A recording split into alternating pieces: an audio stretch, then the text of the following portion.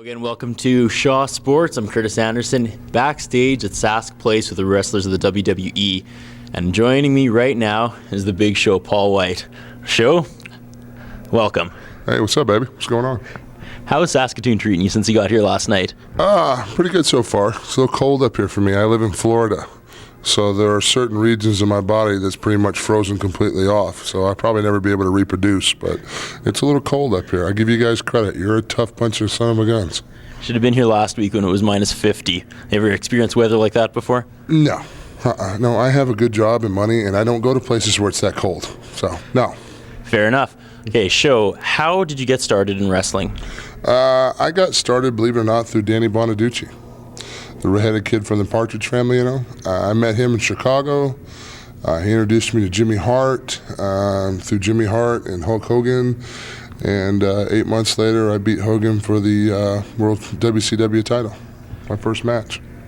How was that, winning a major championship like that, your first match? Well, I put it this way. If you had put a piece of coal up my butt, I'd have made you a diamond. I was a little bit stressed, needless to say. It was my first match. It was one of the company's bigger pay-per-views at the time, which was Halloween Havoc. And I was, wrestling one of the biggest icons of sports ever had. So I was a little nervous.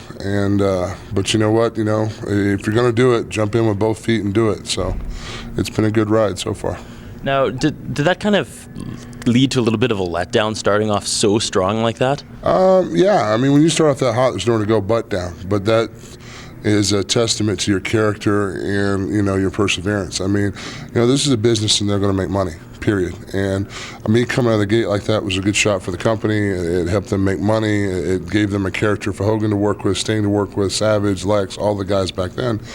And it was up to me to further my career. Now, if I didn't produce and if I didn't work hard at it, I would have been done in 3 or 4 years because I'd have just been a washed-up big guy that everybody beat. But luckily, I had some good people around me and I had some good motivation, and I was able to take that and do the yo-yo. You go down and then you go up and then you go down. And here the past couple years in WWE, I managed to keep it pretty much up top. So it's I didn't have the advantage of working a lot of independent circuits and stuff like that and learning that way. I had to learn right in the frying pan. So I made a lot of mistakes, but luckily I only made the mistakes one time. I just made a different one each time. So hopefully we just keep learning and keep growing. Now, in the late 90s, when you did jump ship to the WWE, you pretty much did the same thing. You came in with a huge impact and you won the belt. How was it different winning the WWE Championship than the WCW? I don't know if I can use this word, but the WWE Championship to me felt more real. To be the champion of the WWE, you have to have your peers' respect and the respect of the owners and the writers and the staff. And no one is given the WWE Championship just because this is a good thing to do. You really have to work at it and have to earn it. And it's a testament to all the great champions they've had here with Rock, and Stone Cold, and Triple H, and Kurt Angle, Brock Lesnar. It's a testament to champions that become champion that it's really a real solid stamp of, you're a leader of the locker room, you're a leader amongst your peers. How much of a surprise was it to win the first time? I remember it was a Survivor Series pay-per-view. Right. It started off, it was going to be a triple threat with Stone Cold, The Rock, and Triple H. And then right at the last minute, all of a sudden it was changed, and you were in there taking Stone Cold's place, and you walked away with the title that night. Mm-hmm. How was that? Pretty unbelievable. I went to work that day, and just another day at the office, and then, by the end of the night, I'm the WWE champion for the first time, and it was a little hard to take in. It was like, wow, that happened quick. I think now, I have a lot more respect for the title and a lot more respect for the guys that I work with, and hopefully the next time I have the WWE Championship, I'll be able to keep it a lot longer. Who's been your favorite opponent so far? My favorite opponent? I'd always have to say somebody that brings out the best in me. I'd probably have to say like Kurt brings out, Kurt and I have some great matches. Brock and I, working against each other, have had some really, really good matches.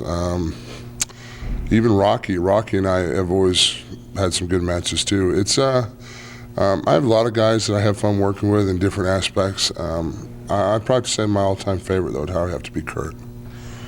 So now, what would your all-time favorite match be? The one that sticks out the most for you? My all-time favorite match. I've got two actually. One was a triple threat match between Kurt, Brock, and myself in Denver, Colorado. That was one of my better matches, I think. I went like 19 or 20 minutes in Denver before I got a break between, beating up Kurt, beating up Brock, beating up Kurt, beating up Brock. I went like 20 minutes before I even got to take a breath. So I was, for a big guy like me to be able to compete at that level and that intensity, I always look back as one of my favorite matches. And also my stretcher match that I had with Brock, I thought was one of the better matches I've had. I know it was a gimmick match, but there was a lot of good psychology in it, and it was a very entertaining match. I think it was well done.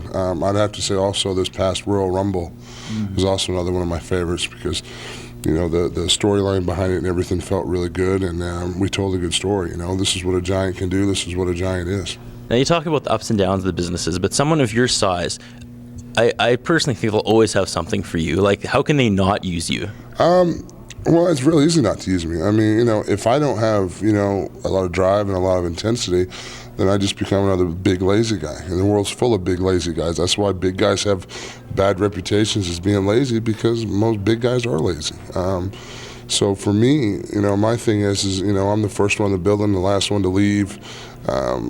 My intensity and work ethic is far beyond what it's ever been anything else I've ever done now, because I know that's what it takes for me to compete and be successful at this level. I mean, God's sakes, we've got Olympians, national champions, movie stars. There's so many people in this company that are so talented that you really have to not take anything for granted and work hard here. And plus our boss, for Christ's sake, Vince McMahon, never sleeps. I think he's a robot.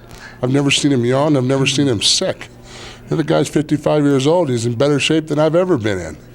So there's something to it. You follow by example. How hard is it to stay in good enough shape to wrestle consistently? Like, you wrestle through injuries, you wrestle through sickness. How physically spent are you at the end of the week? Oh, at the end of the week, I'm pretty banged up and beat up. I mean, I've got a fractured tailbone now. I've got a bone chip in my right elbow, and I'm still working.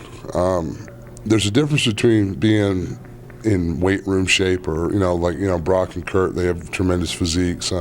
Billy Gunn, Bob Holly, those guys, John Cena, those guys are all what I call gym guys. I'm a guy that doesn't go to the gym, that eats what I want because, I like life, and I'm going to. If you could have one dream match against any former wrestler or current superstar, deceased or not, who would it be? I'd honestly have to say I'd love to have, my dream match would probably be between Andre and myself. I'd love to have a match with him in his heyday and my heyday, and really just see how that story would unfold. Everybody always says, well, you're the next Andre. Andre was so talented and so unique and so different that I'm very flattered to be put in that category. But I still would have loved to have experienced what it was like to be in the ring with him. Maybe there's some tip that I could pick up from him that you can't see by watching television or can't see from watching a live event, just to be in there and feel his strength, his power, the kind of the way he execute things. I would have loved to have experienced that. It doesn't happen, and you miss out. That's why it's a fantasy match, right? Of course, I'd like to wrestle Cindy Crawford and Tyra Reed, and the list will go on and on. All right, thank you so much for talking to us today, Paul, and good luck out there. Thanks a lot, bro. Appreciate it.